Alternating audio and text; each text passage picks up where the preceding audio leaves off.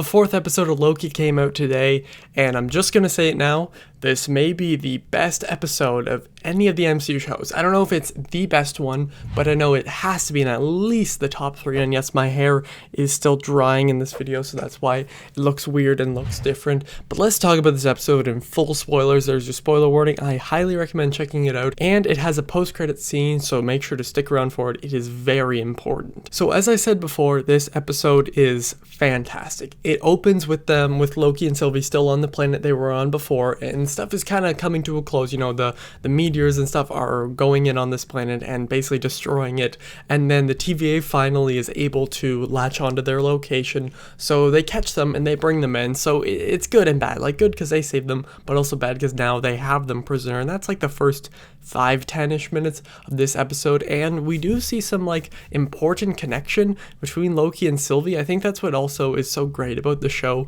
is, yes, they're both kind of types of Loki, or at least we think that, yet there's something interesting going on between them, which adds this other level of like suspense and kind of mystery almost. And in the last episode, Sylvie revealed that the TVA had captured all these people and basically brainwashed them, and then now they're TVA agents. They weren't like raised there as they'll believe that. That plays a big part into this episode, and right before Loki is basically sent into like this time loop cell type thing, which is pretty funny. He says it to Mobius. He's like, no, it's all a lie, it's all this. But Mobius just thinks it's like, you know, one of those like very last things. Like, I think he calls it like his cockroach excuse, like, oh no, please don't kill me, this is what it actually is, and it could be a lie. But like, it definitely messes with Mobius, and we see that because he goes and talks to one of the other big characters here, and he just looks very uneasy almost, and she kind of questions him like, oh, you okay? He's like, oh yeah, you know. But he is very much questioning kind of why he likes stuff like jet skis and all that, and I just love the way it was handled here. And we don't see a lot of Sylvie for a big chunk of the episode. It is mostly Loki and Mobius for a lot of it, which is great because obviously most people consider them the two best aspects of the show, and I've got to say I agree. And some of the conversations between Loki and Mobius are just probably at the all-time best. Like, honestly, in this episode there have been some great ones previously, but here there's just the way they use the close-ups and everything. You really get in the mind of both of the characters. And yes, Loki's mind is a very scary place to be, but I think it worked in this episode, and there are some pretty emotional moments, especially dealing with Sylvie, because Mobius is like, yeah, you like her, right? And he keeps referring to her as like his girlfriend, and they're definitely kind of mad at each other. Mobius is especially mad at Loki for obviously abandoning him at the end of episode 2, I think. Yes, yep.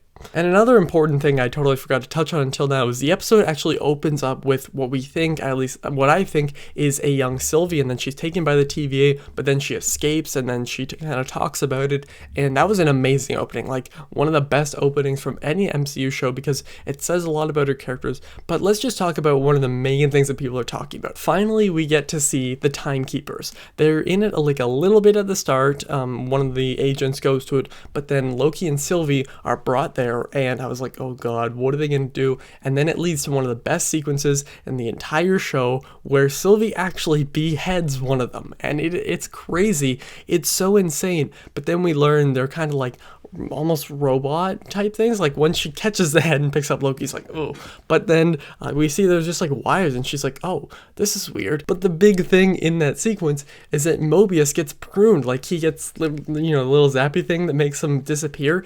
Mobius gets hit by that, which is crazy. And then I was like, oh god, like, how are they gonna remove him here? Because obviously he's a big fan favorite character and an incredible character. But then an even bigger shock happens. They do it to Loki, and I was like, what? And there's a little joke before where Loki says like, yeah, you try to kill me, it's happened multiple times or something like that. And I was like, that's interesting. But when they did that, I was like, well, obviously they couldn't kill the title character, but what are they going to do with him? And that leads to the post-credit sequence, which I will talk about in a bit. But one of my favorite scenes here is when Sylvie and one of the agents kind of takes her away in like a time portal into this, I don't know, random spot, I forget exactly where it is, in the rain. And then she's like, show me my past, like show me more about it, because obviously Sylvie can get into the minds and show everyone what they've been brainwashed, what's been brainwashed from them. Is that the way? Yeah, you know what I mean. And there's a lot of emotion there. The score is also incredible. Like, I talked about it in my review of episode 1, but this is one of my favorite MCU scores. I love it, even with like the title sequence, which is just like the Loki, just like the name Loki, and it just switches around. The score is incredible and really helps moments like that, and I think that's one of the best moments in the show too, because then that character kind of realizes, okay, the TVA TVA is definitely doing something wrong. Like, it's definitely a corrupt organization in a way, and that's obviously what leads her to kind of save Loki and Sylvie from the Timekeepers. And I know I kind of am jumping back and forth, but then we hit the post-credit sequence. So Mobius has been pruned away, and Loki has as well. But in the post-credit sequence, obviously we know Loki couldn't die, and this blew my mind. Loki wakes up, he opens his eyes, and then he looks up and he sees even more Lokis. I think there were at least 3 of them. There was an older one. There was kind of almost like a mix of a few, and a freaking crocodile Loki, which I thought was amazing. And there's a guy on the left, which probably has something to do with Thor, because he looks like he's holding a hammer or Mjolnir of some sort. I'm not 100% sure, but the crocodile Loki got me laughing for a while. But that sets up so much more with the show. I cannot wait to see where they're going. I know a lot of people were nervous going into this episode to see where they were going with the show, but I think they pulled it off probably the best they have yet. Loki episode 4 was incredible. It was maybe my favorite MCU episode yet. They have 2 more episodes left with this show. I'm interested to see where they'll go, although I have a slight idea because of that post-credit sequence, which was incredible. There were so many emotional moments that worked. The action was also really great, and I can't wait to see what they do with these characters. I'm going to give Loki episode 4 a 5 out of 5.